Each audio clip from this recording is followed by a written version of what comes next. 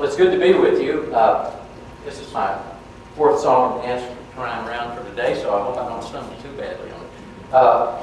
BB Water was created because we have a significant amount of water available in Valverde County. Let me give you a little background on that and why I know that. 40 plus years ago, as a student at Harvard, this was part of a subject of my dissertation.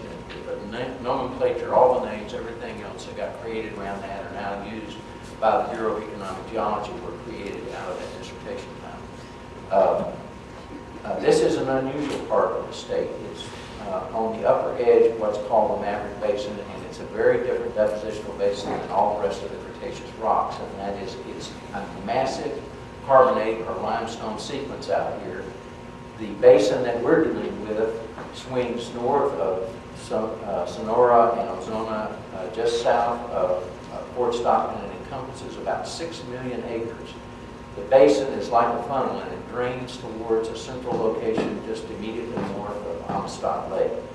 The basin actually picks up water and transports it from the higher end at about 24 or 2,500 feet of elevation, depending on where you are, and it takes over 80 years to get to the lower end of the basin. When it gets there, there is 500,000 plus acre feet a year. Now, an acre foot of water is 325,851 gallons. To get it in a perspective for you, there's over 450 million gallons a day that comes out of that rock and empties into both the river streams, some springs, and the lake itself. The amount of water that we're talking about bringing to this area of West Texas and then distributed beyond that would be somewhere between 10 and 12% of that. So for all intents and purposes, it's not an effect at all. The lake itself, Amistad Lake, was created now 40 plus years ago. It is more than double the size of the next biggest lake in the state. It impounds 5.4 million acre feet. And of that water is totally released on a regular basis to keep the people in the valley alive. It is, in essence, a giant catchment system for the water of the valley of Texas. At the time it was created, there was about 500,000 people living in the valley. Now there's over 2.5 million. Of that 2.5 million, there's still 500,000 that have a U.S. passport or a citizenship card. It's an amazing system that's been set up. But today we're going to go through and we're going to look at the water that's out there, and then I'll say a few things about your other water systems that you have and what is available to you out here. As part of that, the plan that we have says that we will build a pipeline that will come from Valverde County on the western side of the Devils River and move northeast to where it intersects Highway 277, and then it tracks immediately adjacent to the west side of 277 to an area just north of Cristobal, or south of Cristobal, and then we go across country to the northeast side of San Angelo. So the area that you can see that would be our wellfield area. Pipeline starts across the Devils River, goes up to 277, and then moves northward from that area. Out of that, you can see this is a study by the Texas Water Development Board and the USGS. It's been updated as of about 20 years ago, and they say that they can calculate easily that there's 502,000 acre feet a year. So the number that I gave to you earlier is not my idea. This is a document created by both the state of Texas and by the USGS. Of that, it says that there's 6,500 square miles in here that encompasses over 4 million acres out here. This is an immense area. It takes about 1 1/4 to 1 1/2 inches of rainfall falling on that rock to recharge this aquifer every year. In the worst drought, that water still continues to flow down through that 80 years, and it's constantly coming out there. During the years of heavy wet, it recharges the aquifer a little further. This is a giant holding reservoir saying we would like to keep and feed the cities of San Angelo and the I-20 corridor with water because we have an excess of that. In addition, as a side note, in the late 1940s, the U.S. government and the Republic of Mexico signed a treaty. It's called the U.S. Boundary Commission Treaty. and it divided the waters that are entrapped in Amistad or anywhere along the Rio Grande, 46% to the Mexican government and 54% to us. So if we don't get this government, you just gave half of it away to the Mexicans anyway at this point. Out of this water,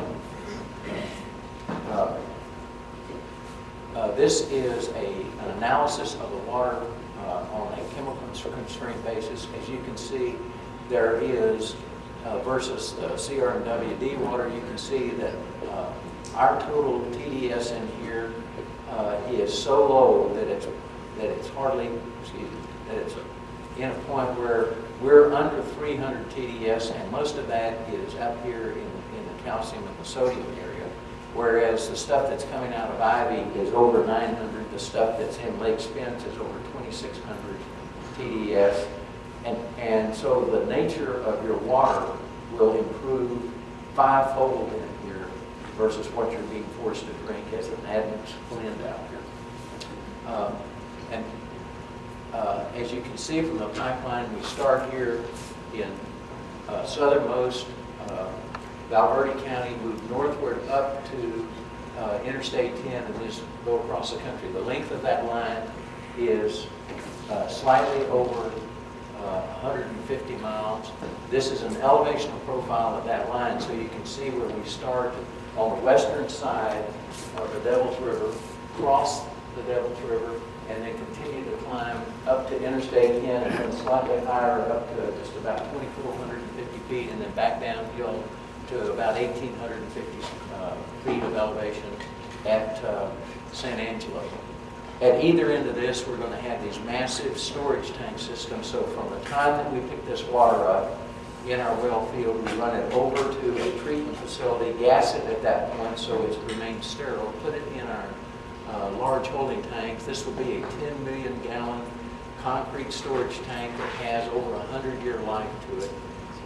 We pick that water up and start sending that to you. It takes less than a day's time to get from Valverde County to San Angelo here. So the water that remains in your city system is there sometimes as much as 2 weeks. This water will arrive treated and ready to go and can be put into your system. Your city engineer will look at that and continue to inspect it, but I suspect he's going to allow it to just go straight through since it's just been recently treated. It's pure and ready to go, and the reason that we do this, we send it through this large diameter. These are 48-inch pipes. They're heavily treated on the outside and the inside so that the steel is never exposed, and we put cathodic protection so the steel remains the same 10 years, 20 years, 50 years, or 100 years from now because of cathodic protection. The inside of that is a food-grade epoxy that never allows the water to be affected in any way as it's transported through this. What is happening to you over the life of your water usage out here, and these are curves from the CR&WD, it shows that starting in year 2000, the amount of water total that's being used or by any of the cities, the city of Big Springs is here at this level, so and you can see the city of San Angelo in the brown, and it starts to peak and go up as your local systems are going away. You're using more and more water. But because of the restrictions for the last 2 years, they're continuing to go down. And if you look at the level of usage, not so much for San Angelo, but for any of the other cities, you're going to a period back in the mid to early 70s. So you are now, your population is more than double, but you're using the same amount of water that you used 40 plus years ago at this point. That's how severely restricted you are on water usage at this point. This is not a graph for growth. This is a graph for extinction. When you sit at this very moment poised in two directions, you have a history in which many people have worked for more than a century building the infrastructure of West Texas. And the water is going to be the restricting atom out here. It will so constrain you that you will not have industry coming in here. Even the oil business is going to be restricted because under the new technologies, they have to have these massive fracs that require anywhere from 10 million to 20 million gallons of water. That water has to come from somewhere. They're extracting a product that's worth $100 a barrel. You cannot compete with them for price. They're going to take the water first, and that will force prices up and people to move out, and that will further reduce your environment. Alternatively, you have a different line of choice in front of you, and that is to find new and abundant water that will allow the waters that are available at this point, plus the new water, to more than support industry, to allow things to go forward and create the growth that lies in your pathway. We are on the edge of the Eagle Ford shale play in South Texas, and we've seen the growth that is happening in there, in which sales tax revenues have gone up many-fold. New systems are putting in place where we used to have one or two trucks a day come into our Walmart to resupply. It's now between 8 and 10 trucks a day that just take to restock it at that point. Virtually anyone that wants a job can have a job in South Texas at this point. The unemployment is a choice now. It's not forced upon anybody. That same growth possibility awaits you, and in fact, your growth potential is many times what the Eagle Ford is. They're saying that the Eagle Ford will have a total of between 7.5 and 10 billion barrels of recoverable oil reserves out of it. They're saying that the Cline will exceed 30 billion barrels. You are on the edge of the Cline shale play here. There's so much growth and so much effort going on in Odessa that people are already trying to come out of there and relocate down in San Angelo at this point and other areas that move them away from Odessa. Literally, you can see that you're on the edge of bursting. When we go to the city council meetings, there's continuous matters brought before them about where the next set of trailer house can be, where temporary quarters of other natures. When we go to Odessa, the last time we were in there, they were petitioning for one 37-acre man camp and another 40-plus acre man camp. The same thing is happening in Snyder at this point. The whole area is poised for growth. You have one super restraining item that's in your pathway, and it's all associated with these curves at this point. If the CRMWD, as presently configured, is allowed to go forward, that curve is going to dip further, and your chance for growth is going to diminish accordingly. This is one of their tanks up in Tom Green County on the line that goes from San Angelo up to the middle of Odessa Airport. The reason that this is interesting is that these are open top tanks. They don't purify the water or do anything in there, and then they've opened this up just to drain the sludge off the bottom of these tanks. These tanks that are feeding people across West Texas at this point would not make it out on my ranch at this point. The sludge and the vermin that lives in the bottom of these tanks is unbelievable. It is a miracle that people aren't getting sick out here in this country. When you ask what is happening at the lower end where they pick water up at Ivy, because they don't treat it, they just literally pick it out of the lake. So you get all the plants that are growing in the pipeline, you get the snails that are growing in the pipeline, and of course you get a full set of algal blooms that are coming through that pipeline at that point. The plants you can live with, unfortunately the snails are a more hazardous creature because in their larval stage that's called a fluke, and there's two forms of them that are deadly. Those are the liver and the heart flukes that literally bore through the system. Thank goodness they're treating the water enough at this point that no one is coming down with that, but how long that's going to be and what else is going to happen is really wide open for speculation. But this is just an indication. This black sludge that you can see draining out there covers over 5 acres of just the blackness, never mind the water. This is just the sludge part of these tanks, and they do this between 1 and 2 times a year to clean these tanks out. That's how much is going through here. This is the present CRMWD pipeline system, and this is what we have said we wish to do as far as reconfigured, and that is Lake Ivy at this end is the primary source of water because it's the only water that is below 1,000 total dissolved solids. The Texas Commission on Environmental Quality, commonly called it TCEQ, is like the EPA of the state of Texas, and they set the standards for what water is.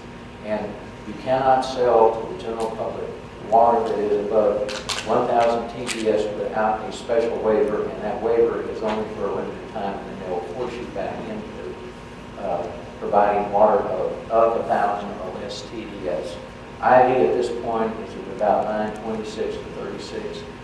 As we've said before, Spence is at over 2,600 TDS, and some of the other lakes that are in the CRMWD are even worse than that. That is your total available water. Our view is that, in essence, we take the water that's coming out of Ivy, and we call that industrial water, and I'll give you the story of how we're going to clean that up. But at San Angelo, we rebuild a line that follows the old San Angelo line from Spence down to San Angelo, and we redirect that and create a line that flows northward up to and intersects the Spence line on the north end of Spence, and then ship it around so it's available to all the cities of the I-20 corridor, so Big Springs, Midland, and Odessa, and so on. The water that comes out of Albury County, we're going to create a large tank on the north side of San Angelo, provide San Angelo with water, and from there clean out the line system that goes westward to the Midland Odessa Airport, build a new holding facility out there, and use the dual piping system to in turn send water in a clockwise motion back around to Big Springs, Snyder, and even send it all the way back out to Colorado City. This will allow two sets of waters to be used, and then one is the lesser quality water out of Ivy that we call industrial water now, that will be used for primarily industrial purposes. And the second is the very pure water that's coming out of Alberta County to be used as the drinking water for all the population that's out here. That will take the drinking water up exponentially in quality, and while bringing in that additional 60,000 acre-feet a year, will more than double your supplies, and says you will always have an abundant water supply that's out here.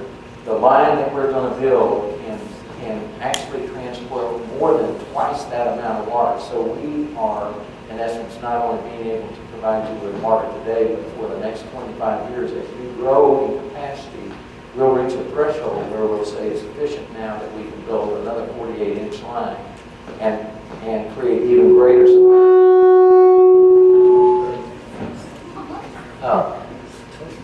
With this configuration, and we'll go through why and how that can be, but that will start, it is our proposal to start that process going on the August 6th meeting with the City Council of San Angelo, and it is the primary reason why Jill and I are here visiting with you tonight, as we have visited with others, and will continue to do so. And that is, it's going to take two resolutions. The first part of the resolution says that the City Council votes to instruct the City Attorney to start the process of in placing a purchase and sale agreement for water and BV water at that point. That is not an approval. That will come from our drafted water agreement, and the attorney will work on behalf of the city to get it in the shape that they want it in, and then it will go back to the City Council for review and agreement to buy that. We cannot make this pipeline happen just with an agreement with the City of San Angelo. Your usage here is going to be around 25,000 acre-feet a year, and we're going to have 60,000 or so acre-feet moved through that pipeline just to barely cover the costs. We know that we can land water at San Angelo for $3.80 a thousand. The other systems that are out there that we'll review in a little bit are either that expensive or much more so or totally unreliable. We'll talk about that in a little bit. We know that it'll be slightly more expensive to move that water up the 1,100 feet or so from San Angelo to the Midland Odessa Airport, and the distribution will take place from there. This is still water far cheaper than other resources that are available at this point, and yet in far greater abundance. Any agreement that San Angelo signs is still predicated on one critical thing, and that is they don't pay us a dime until we land that water there. So we're not asking anything for our prior time, which all your engineering outfits have done before. We're not asking for anything up front. We'll take that burden completely on our shoulders for drilling it up, getting all the infrastructure in place, and delivering here. And on the day that we deliver the first water is the day that we first make it. And that is, I believe in a life predicated upon performance. There's a lot of people that want to do something different than that, but I believe that we can get it there, and I'm willing to take the $500 million plus risk to deliver it to you at that point. But with that, it says that we've got to sell the rest of the cities. San Angelo is the one that will start this, hopefully. We already believe that we have the necessary votes in Big Springs to move this forward. We're looking to make sure that we have one additional vote in Snyder. As soon as that happens, 2/3 of the member cities will have voted to, in essence, instruct CRMWD to change its present makeup and its changing present management structure and allow transportation to pass through. There's a number of things that we would believe that are necessary to correct a lot of things that have not gone so right in the CRMWD, but I'm not here this evening to go through that. I got a question, sir. Which one of those pipelines is yours that's proposed? Is that the blue one? The blue one coming south from Valverde to a central point here. The blue is just an indication that that is now going to be set over to a transport of what I call the artesian spring water that's coming out of Valverde County. That line that runs from San Angelo almost due west to Midland, Odessa presently is transporting the dirty water that you saw in the Tom Green tank that came through. We'll have to clean up that line system, close in those tanks, and get this water so it's clean at all times. Is your future plans including using the CRMWD pipeline? Yes. It does. So you would use it? Yes. Or you would put a line in parallel with it? No, we do have to use that. The cost of rebuilding the infrastructure out here would make the cost of water so high that it would be prohibitive in nature. The line is there. The reconfiguration as you see it can be done. The only line that we have to build beyond San Angelo is the interconnect line that goes from San Angelo up to the Spence system. There was a line put in now 30 plus years ago by San Angelo and virtually not used. It has been examined. It appears to be, while it's derelict, it almost appears that it would be too prohibitive to try and get it back up and usable again. So that 30 plus miles, about 31 miles of line would have to be rebuilt. Rebuild it, or are you going to sleep? Rebuild it. Rebuild it. Take a new 42-inch pipeline from San Angelo up to the Spence line and connect it to the 42-inch Spence to Big Springs line. What time frame are you looking at? The interconnect line from San Angelo to the Spence line will take about a year from the time that we start. Our line that would come from Valverde County is going to take about a year to gain all the easements to start building that line and drill up the wells there. It will take another year to a year and a half of building the pipelines and tanks and all the rest of the infrastructure, getting ready to do that at the same time that we're cleaning the line from Valverde or from San Angelo to Midland, Odessa Airport. Yes. Do you have any problems with Agenda 21, or I don't know if you know what that is? It's kind of a lot of regulations that seem to be geared toward failure of everything. I'm not into Agenda 21. The little that I've heard about it, it doesn't affect us on this. Okay. Yes. You said that you're just going to charge for the water. Is there an agreement for 20 years, 50 years, or can the city decide to drop it Right. any time? It will be a 30-year agreement. It will lock the price at the $3.80 to the city of San Angelo.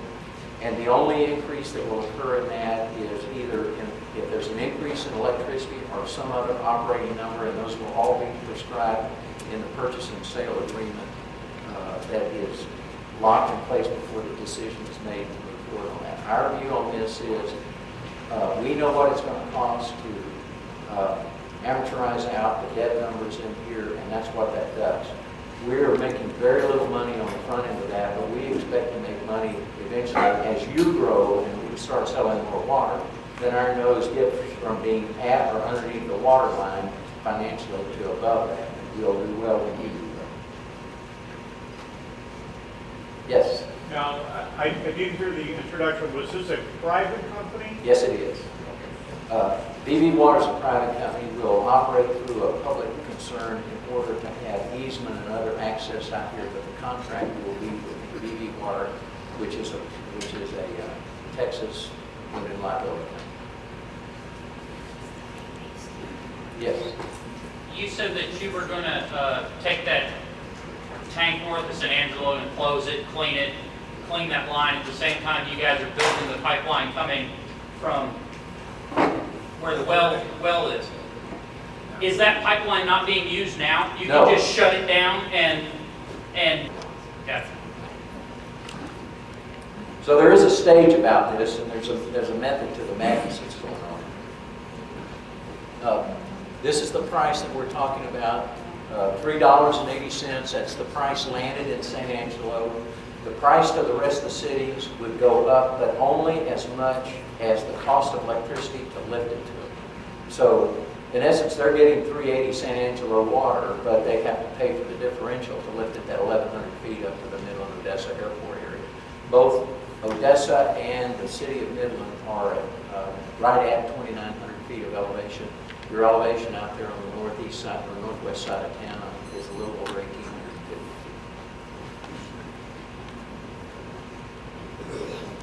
Yes. Oh, when the oil went up down that area, those rangers, when we laid a oil line across their property, had to have a piece of the action, They had what? had to have a piece of the action. Well, They had to have money for us to win across. sure. Reach Galvin. We have to buy an easement. The reason for tracking Highway 277 and being just inside the fence line, you're not disrupting the property. You're not doing anything other than, one, providing fire breaks and a road along their property edge at that point. And there is, because the line would be built as under a public concern, it has the right of eminent domain, and it's coming through. You can't stop it. So what we do is we carry them a fair price for, in essence, the use of their land as if we bought it, but it is still theirs. They own everything about it. We just have a line buried in the dirt. How did you acquire the water? Pardon? How did you acquire the water down there? We have leases on the land for water rights. And to understand how that works, the ranchers down there on Goodyear might make $3 or $4 an acre on the agricultural side, using animals on the property. They will make anywhere from $10 to $15 an acre from the water rights that they created in these large producing units at this point. To say that they're excited about that is an understatement of the year. Excuse me. Let's do it. What does, you say 60,000 acre feet, what does San Angelo use right now, roughly? That's kind of hard to do because you're so restricted, but here's the good rule of thumb, and that is a family of 4 will use a 1 acre foot, so 325,000 gallons in 1 year. What that basically means, you'll use around 200 to 220 to 230 gallons per person per day in your effort. Some families will use a lot less than that, but it says a city made of that composition, given your commercial, your industrial, and your family homes out here, the average will work out to that. So you have a population of, we'll call it 100,000 here. So that would say that you should normally be using about 25,000 acre feet a year. Right now, you're too restricted and you're not using anywhere near that. Summer months you'll bump up some, but it appears that you're using on average, on a yearly basis, around 17 or 18,000 acre feet a year. So you're using less than 3/4 of what you would normally use if you just had full use of all the water that you wanted. Okay, so this is up to a maximum of 60,000, and is there a minimum that San Angelo would have to pay? No. This is what we have to put through the line system to make Oh, that's this a whole work. line system. So, yeah. right, and this cannot work if it's just San Angelo. The cost of the pipeline and all the infrastructure to make this work, and that's why we have to get to the rest of the cities of West Texas. But they need it even more than you do. Yes. What if we use, say, 100,000 acre feet a year? Will we be charged more or less for this? It's the same price in Same there, price. and we're just pumping it to you at that point. The pipeline that we're building, depending on how much pumpage capability we put on there, can make it between 140 and 150,000 acre feet a year. So the first 60,000 is just priming the line. Yes. So this 60,000 acre feet per year, that's shared by all the cities in the Right. consortium? My view is that I believe San Angelo should be buying from us about 15,000 acre feet. That'll take care of all of your residential and so on. The additional water that you use then can be put into industrial parks and your other systems that are already out and in place at that point. And so, in doing that, you can buy more from me, but this is sort of a threshold that says if you do that, what Midland and Odessa are going to buy, and Big Springs and so on, I can hit that number. Tom, I love your plan. The question is, we lived in Del Rio in 1994. What happens when the lake drops 49 feet? The aquifer continues to flow out there. The springs that are at Del Rio, which is thankfully, it will drop slightly in flow because some of the additional flow, it standardly flows about 60,000 acre feet a year out of it. But once the lake is put there, it went over 80,000 acre feet. When the lake gets lower, it starts going back towards 60,000. But for the 502 or 500 plus thousand acre feet a year is still flowing. It's just that there's so much use in the lower valley that they're letting more out the gate than is flowing in from the aquifer. I mean, the only thing I just want to share is that when that did happen, all the rules changed as far as flowing down the river, Right. dam and everything. So- Right. The demands that are in the valley cannot be reduced at this point. They've got to turn everything loose that they can get their hands on to keep that population going at this point. The one thing that you can say about Del Rio, where you never want to interfere with what their water usage is, the San Felipe Springs there in town, which is where they pick the water up, again flows in the worst year more than 60,000. In most years it flows above 80,000 acre feet a year. They use less than 15,000 acre feet out of that to support the population. And I mean, there's tremendous use of water for next to nothing in that town. So their usage is still 1/4 what the reduced level of water that comes out of the spring. So are you talking about drilling wells or drawing right straight from Amstel? No, we drill wells. We put out it'll be about 40 feet through the surface layers, and then we go into the aquifer, we'll drill down. The aquifer is over 1,100 feet in thickness. We'll probably only drill down about 400 feet because that will provide more than sufficient. In this area of Val Verde County, the wells range between 4,500 gallons per minute up to over 8,000 gallons a minute, and they produce more than that, but they're limited by the size of the surface casing at that point. It would not be unusual to see a well producing at 20,000 gallons a minute, which equals 38,000 acre feet a year, which would be more than twice what you're using in San Angelo, and that would be one well. And how many wells are you thinking about drilling? We have 24 sites. Yes. Is this something that a city council or county government or country valley area, where they put out to the people to vote on, or is this more? Your city councilman will vote on this, and the thing that we would like you to do, we'll give you a copy of what we drafted as a resolution that we would like to go before the city council on the 6th at that meeting. But even more than that, we would like every one of you there to voice your opinion as to whether you want this water and you want the growth that could come with it at that point. When they look in the face of the citizenry who put them in place, who are telling them, we're tired of what we're getting and we're tired of having a limitation on our lives and we want a better and a more promising future, it will come home to them. And we ask that you do that. Joe, if you would, pass out the resolution. We have one for everybody that wants one here tonight, and you can read that and understand what we're doing. This resolution says basically two things. It has a whereas, it tells the history of why we're doing it, and then the resolution is as to a few points. To enter in negotiations for a purchase and sale of water agreement, and the second one is that the CRMWD has failed to meet its obligations to you, the public, and that should be noted and necessary things should happen, although that will not affect the city of San Diego. Only refer to the city.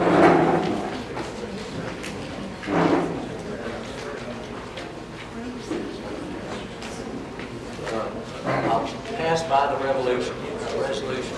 These, as part of this, we intend to change out the management governance of the CRMWD. These are the 5 things that I told the member cities what we wish to do.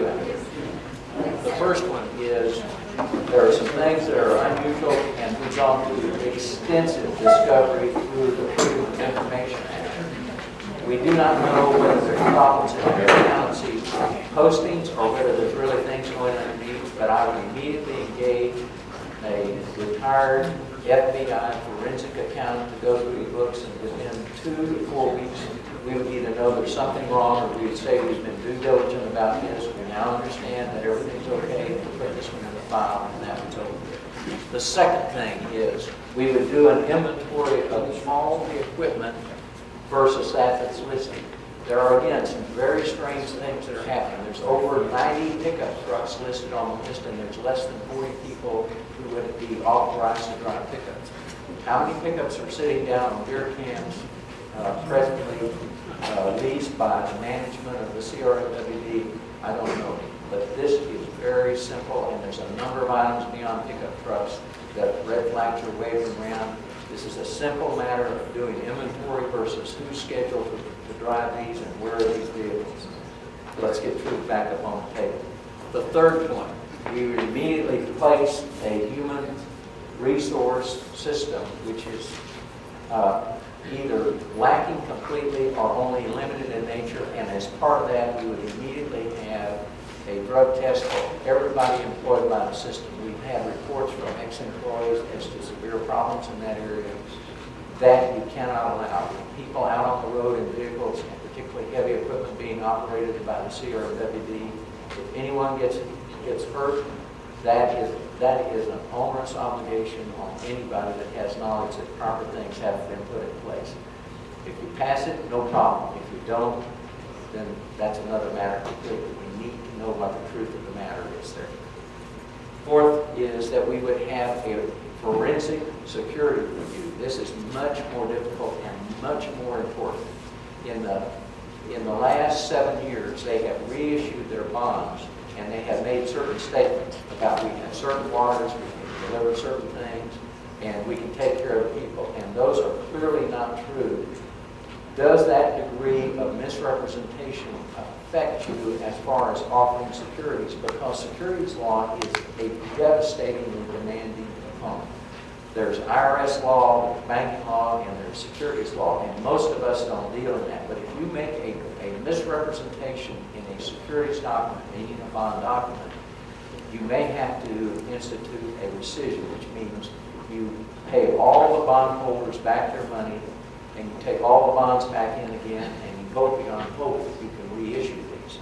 If the CRMW has made securities lapses under law, you need to know that immediately. If there's any hint of it and you haven't done something about it, then you own the securities violation just as much as the people before you who actually made those representations. So this is necessary to clean up a matter that has to be cleaned up. The fifth thing is they've spent $185 million, almost triple the debt on the CRMWD over the last 2.5 or 3 years. That was all spent on what's called a North Ward County well field. They bought a piece of property from Lumina, which was a generating company out there, to in essence produce the water. They then drilled up the field, and they improperly drilled it up. They probably will not recover 5% of the water that's available out of it, but they announced an immense number that they could have as producible water. Well, their idea of water is it doesn't matter how salty or how far out of compliance with the TCEQ they are. That is one of their securities violations. And we need to go and visit the reservoir engineer hydrologist that did this work, called Stevenson, that is office in Albuquerque, and see what we can do to save this property and properly be able to produce the water that's out of that. This represents almost 2/3 of the debt load on the CRMWD. While that doesn't affect San Angelo because you own pipeline and you pay an overhead number and you pay water predicated upon what their debt service is, you're indirectly paying it because they mark up the water to cover the debt load at this point. So even though you're not a member city, you're paying for water in accordance to the debt load. Now that's only part of the water that you're getting, but it does affect you in an indirect way. With the member cities, it has extremely large ramifications for them. So these are the 5 things within the first month will be undertaken in order to get the CRMWD working on just simple business principles that should be followed at that point. If everything's in great shape, wonderful. I think that we're going to find some problems here, and these have to be addressed. Some of these documents are showing like this one, we're not going to hand out. Is this available online or someplace Yeah, you could yeah. download and study? We haven't put it there at that point, but if you tell us, we'll give you a card. In fact, we'll make sure that you have our email address and anything that you request, be happy to send you a copy of it.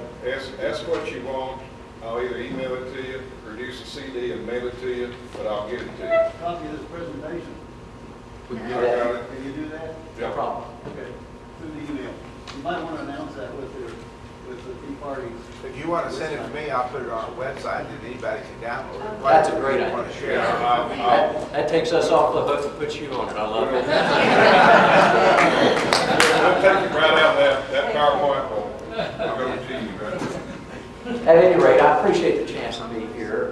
One final thing that I will say is presently you have either 5 or possibly 5 water resources available to you. Obviously, the lakes on the western side of town are there. They've shown a history of in the times that you need them the most, they go dry. But they are a water resource. The second one, of course, is that you have the water out of Ivy. If you have watched the water levels in that, those are continuing to fall. You clearly have water through the summer and sometime into the fall, but unless there is a significant rainfall that recharges the lake, those will go dry. That would be devastating for the city.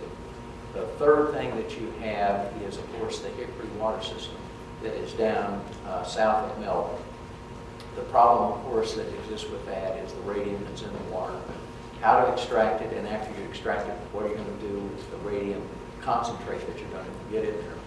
That radium is going to be measured in billions of parts of radium per unit of extraction clay that you're going to run it through at that point. As best I can understand, it's clearly going to be a nuclear radioactive hazard, and the Nuclear Regulatory Commission will probably take note of that and watch it. Right now, you don't have any other water that you can really depend on, and how that's going to help you at this point. I've heard numbers past 2 years just to have it ready to go. We're going to be at your doorstep in under 3 years, so you have a question about how much more money you want to spend on that particular project versus when it will be made available to you and how much that's really going to cost. Clearly, the cost is substantial already, but you don't know what the cost of treating it is, and you have no idea what the cost of disposal is going to be. And disposal could be horrendous. The last thing that you have on that is that there has been a meeting and agreement between the 3 cities of Midland, San Angelo, and Abilene to do what's called a Tri-Cities group, and they have, after going through 14 different projects, focused on what's called the Cedar Ridge Reservoir, which is out in Throckmorton County, 60 or so miles north of Abilene. The delivery cost on the water to the gate, on the north gate of Abilene, is $3.86. So you would have additional costs bringing it from Abilene down here. Our water at 380 already displaces that. The maximum water that you can get out of that is about 6,000 acre-feet. We can deliver you, if you want 25 or 50,000 acre-feet, we can deliver that to you. So I think that it might be more prudent to take the available water that would be cheaper than what is looked at in the Tri-Cities operation at this point. But that's a matter to be decided by the cities, but it's going to come down to simply 3 questions about any water that you have. The first one is it feasible? You obviously have the lakes in town, they're feasible at that point. The next one is the question of deliverability. Well, the problem with the western lakes is that they're not always deliverable. They go dry. And the final one is affordability. Is this as cheap or cheaper than anything else that we can get at this point? I think that our water coming out of Valverde County wins that contest hands down to you, because we have, you know, we have a tremendous amount of water. We can deliver it full-time to you in immense amounts of volumes, and we can beat anybody else's price around. I look forward to visiting with and being friends with you for a long time. Thank you so much for being